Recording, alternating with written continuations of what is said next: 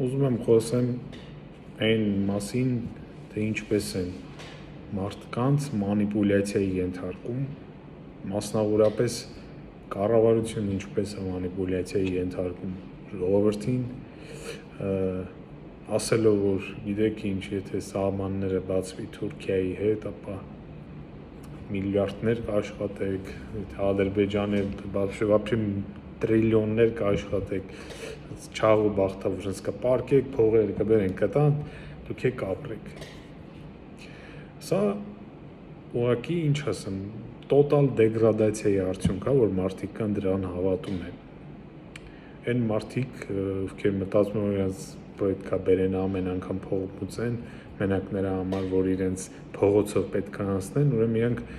հիմար են, ինչ ասեմ, այդպես եթե մտածողություն կա։ Երկրորդը այն պետությունը, որը պլանավորել է մեր դեմ մեծ պատերազմ իրականացրել է, մարդկանց տեղահանել է, ցեղասպանության է ենթարկել, ջնջում է մշակութային արժեքները մեր բնորանից, Արցախից, այդ մարդը ոնց պետք է մեր հետ բարեկամություն անի։ Այդ մարդը ուղն ու ծուծով ինքը թշնամի է մեր համար։ Ինչքան էլ այտենց ինչ որ ելույթներ ունենան, ինչ որ քաղաքական գործիչներ ասեն պետք է բարի շենք, բայց պետք է քաղաքագիրտ մարդու հետ բարի շես, դու չես կարող բարի շես մի մարդու հետ, ով չի ընդունել իր մեղքերը, չի մի պետության հետ, ով տերորիզմով է զբաղվել, սովահար է արել մարդկանց,